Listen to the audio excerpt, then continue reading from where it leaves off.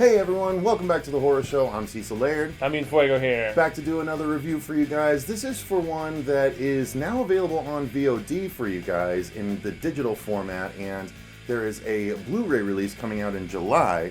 But what we just got to see was the brand new release, Resident Evil Vendetta, which is the third of the CGI Resident Evil movies. Now, not to be confused with the Resident Alice films, this is actual Resident Evil. Yeah, these fit into the video games, unlike that other series of films. Yes, exactly. So, and not only does it fit in with the video games, but they went to great lengths telling us just where it fit in before the movie. That it was a Fathom event that we got to go see, you guys. One of those things that go all across the country. They usually do like riff tracks or Mystery Science Theater 3000 kind of stuff, or operatic presentations, things like that.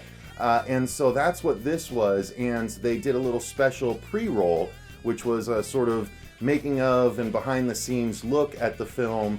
It was about 10 minutes long, introduced by the three main actors, very cheesily, I might add. Indeed. It probably would have been better served at the end, in my opinion. Oh, it absolutely would have, because it was ruining all kinds of stuff we were about to see in the movie. And so I literally closed my eyes about 3 minutes into it and just had to listen, because I didn't want to see all these parts.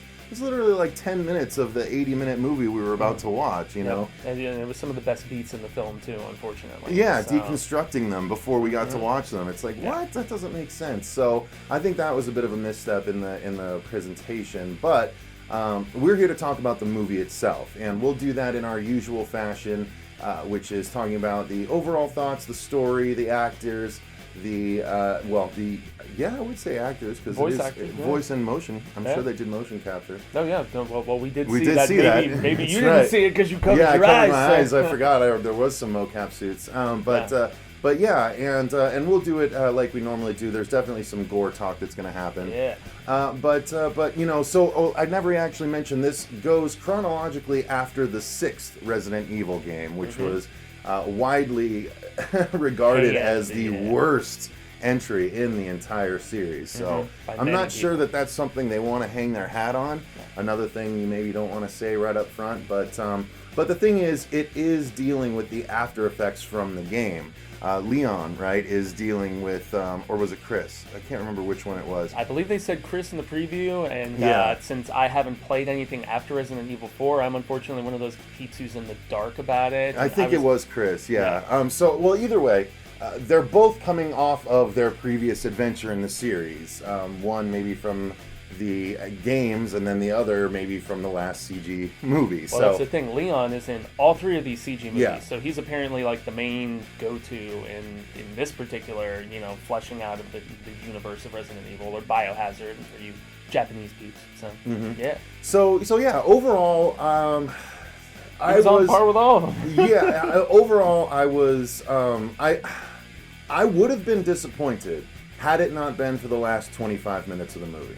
I thought the last 25 minutes really redeemed the whole feature for me. I mean, it didn't make the first, 55 minutes go away, but it did make me feel like it was worth my time. The first 55 minutes I thought were a little bit slow, a little bit drawn out, and the weird thing about it is, while the animation does seem to have taken a step forward, it also seems to take a step back in a couple of areas, which I'll talk about when we get to the effects. So overall, it was a bit of a mixed bag for me, but the last 25 minutes was amazing.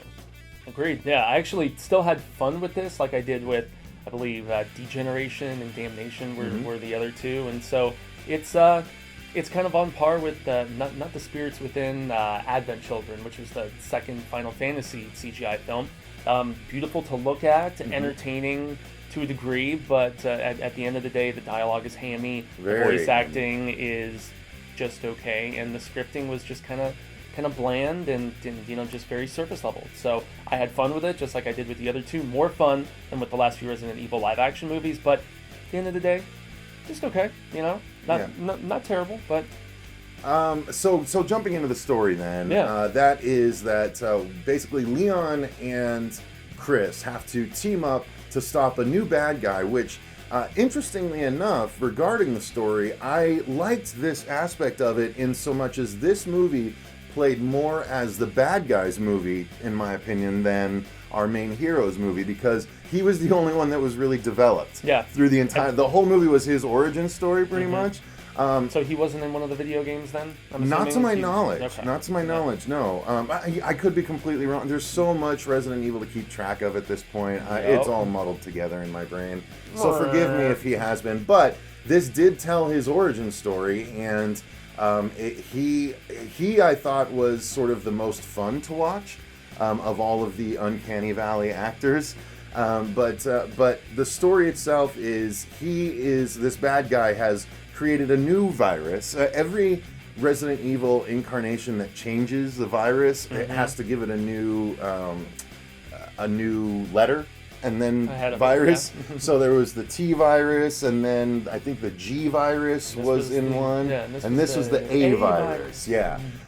So it was something completely different, but it actually, I like the fact that Resident Evil did that, because every virus strain can represent the different types of zombies that we can get in the zombie subgenre through all these years. Because the first one, the T virus, was the slow-moving ones, you know, and then they eventually started running, and they can move fast in this one, which was pretty cool. But overall, that's the story. And Leon and Chris also had to team up with Rebecca, who is also a carryover character. Yeah, who we honestly haven't seen since Resident Evil 0, which was a prequel video game to the first one. I always kind of enjoyed her character. I read some of the S.D. Perry novelizations that took place in between the games, and Caliban Cove in particular was one in between 1 and 2, where everybody was wondering what happened to Rebecca Chambers and Barry. You know, they survived after the first game, but they didn't really have anything to do with them in Resident Evil 2, because you met up with Claire, Chris's sister, and then Leon, who was one of the Raccoon City police guys. And so,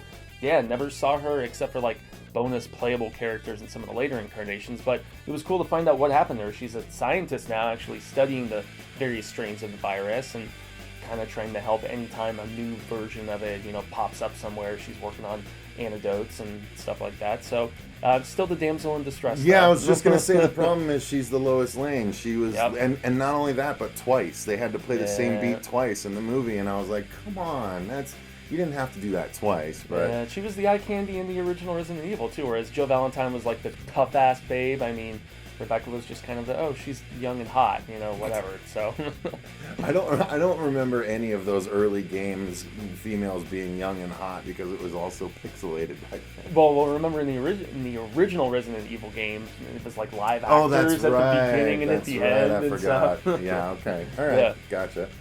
So let's move into the acting then. That, again, mixed bag here. I think a lot of the problems I had with the acting could stem from the writing, because a lot of it was very stilted and, like you said, very hammy. Yes. And but so hasn't Resident Evil always been that way, though? Yeah, but this was especially so. Like, this, you could tell was made by, you know, a Japanese director, and they have a very particular aesthetic, and emotional beats and comedic beats are played a little bit differently over there than they are here, and I think that aesthetic carried over into this, and it doesn't quite play the same for us.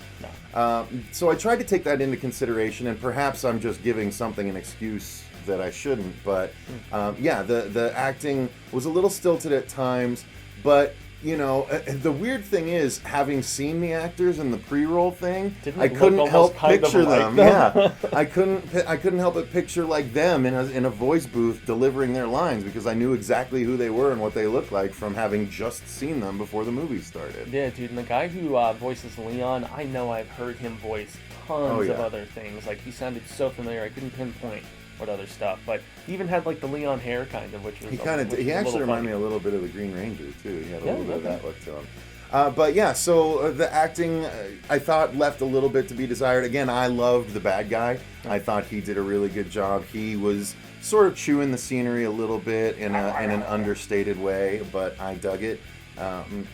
So yeah, I think that's all I got to say about the acting. Fuego, you're fine. Yeah, voice acting once again, just okay. But I was impressed because in the preview bit where we saw some behind the scenes stuff, they did show some extensive mocapping for the fight scenes and stuff like that. And this, compared to Damnation and Degeneration, I felt like was the most realistic and fluid moving characters and stuff, and so maybe that's where there were the advancements in that aspect, but in others, there was taking some steps back, because I actually felt like the voice acting in the second one that took place in Europe was a little bit stronger, a little bit more interesting, whereas this one felt like taking steps back to that older, kind of cheesier Resident Evil feel that they kind of abandoned in Code Veronica and in the fourth entry. So, but aside from that, there's not really too much else to talk about. Well, let's use that then to segue into, because you're right, they did show the motion capture of the actors doing a lot of the choreographed scenes in that pre-roll, and so let's use that to segue into the action. Before we get to the effects. The best part of the movie. Yeah, the action, honestly, it was, that last 25 minutes especially, was so amazing. Like, I thought the dog motorcycle chase didn't do it for me. It was so fake. That's when we get to the effects, I'm going to talk about that mixed bag, because that was a big mixed bag too. But everything was top notch in the last 25 minutes. Like, they made sure to pour the money into the last 25 minutes, which had a badass, like, 2 on many fight scene that I'm trying not to spoil too much until I want to get to it. But Leon is essentially now John Wick. It was his gun fu was strong. He had the gun fu all over the place. Like, it was, Well, especially since he didn't have the kind of artillery that Chris did, He was just rocking the pistol most of the time. Yeah. Well, that's what was really cool. They showed how deadly he is with just a pistol, and Chris had his, assault rifle or whatever, which is also reminiscent of the game, because Leon started with that, with the pistol, and Chris started with his assault rifle. So it was really cool to see that. But man, the way they, I was going to say shot the action, choreographed it, and put it to digital was so well done.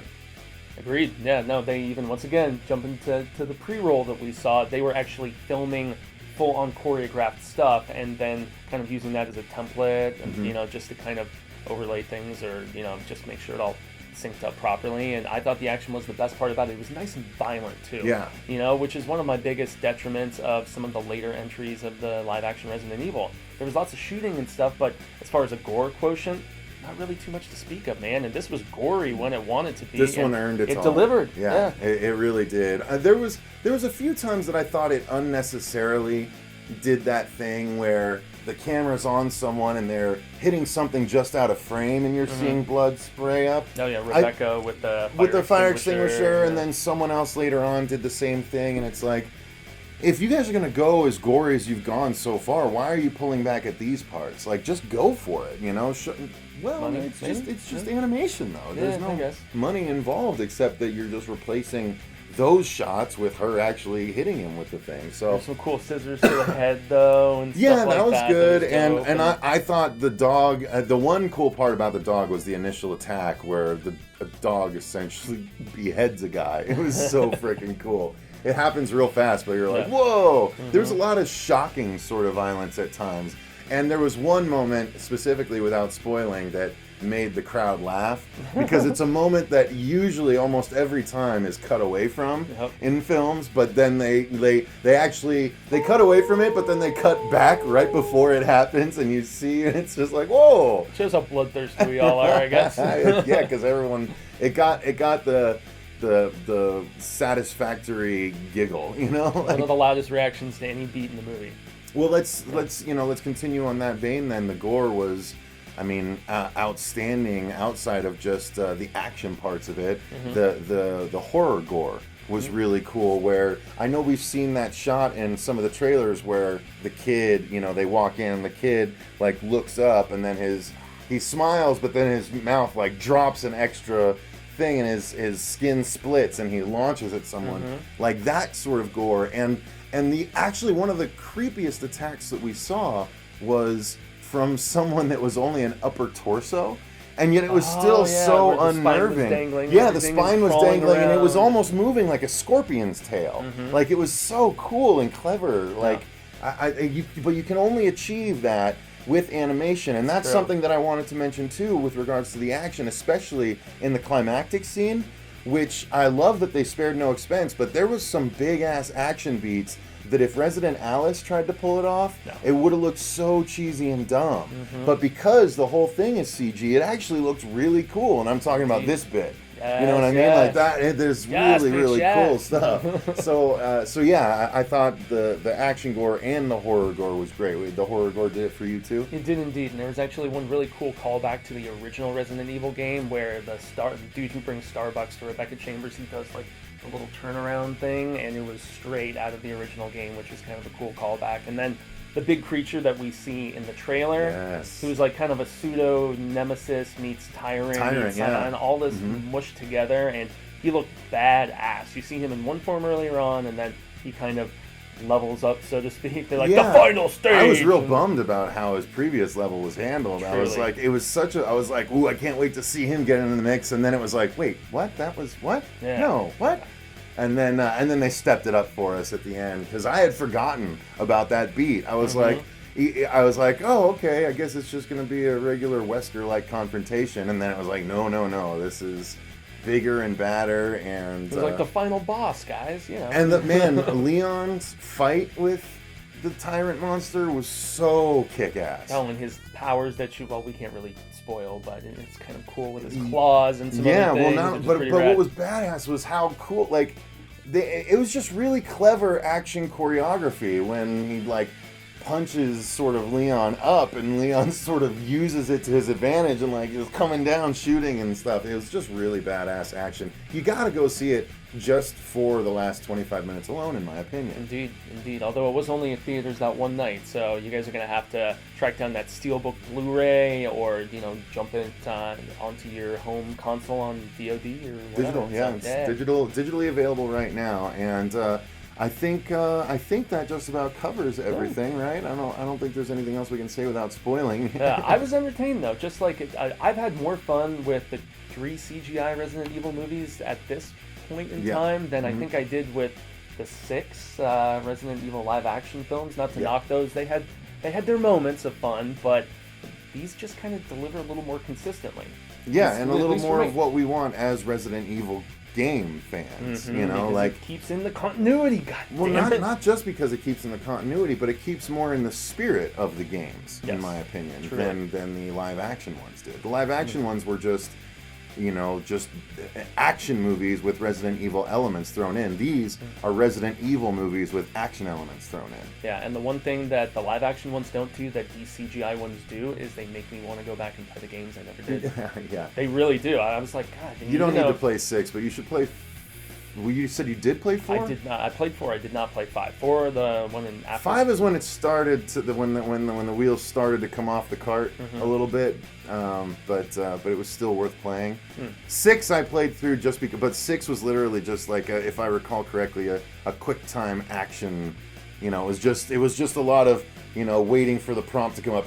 Press A. But you see all this cool action going on screen. So like but Dragon's you're just Lair hitting status buttons. Almost. Well, that's what those are called. Quick time events. Yeah, like God of War utilizes them. Oh, okay. Some games utilize them well, like Until Dawn, and some don't. So yeah. That's unfortunately what Resident Evil 6 was, one that did not use it well. Oh, I know how much you liked 7, and there is a reboot of the entire live-action series that is coming soon from James Wan, but I would imagine we'll get another CGI one, too, at some point. I hope so. And they're fun. If you haven't checked out on our channel, we've done a few Let's Plays of Resident Evil 7, and we're actually about to start airing our VR playthrough of Resident Evil 7, because we got about a few hours in without VR, and then I splurged and got us the VR, so we stopped playing, and now we're going to continue in VR. So now, does a certain character from this appear in that? Maybe. Yeah, maybe so. I haven't gotten to that point, but something might have been spoiled for me. It was definitely spoiled for me.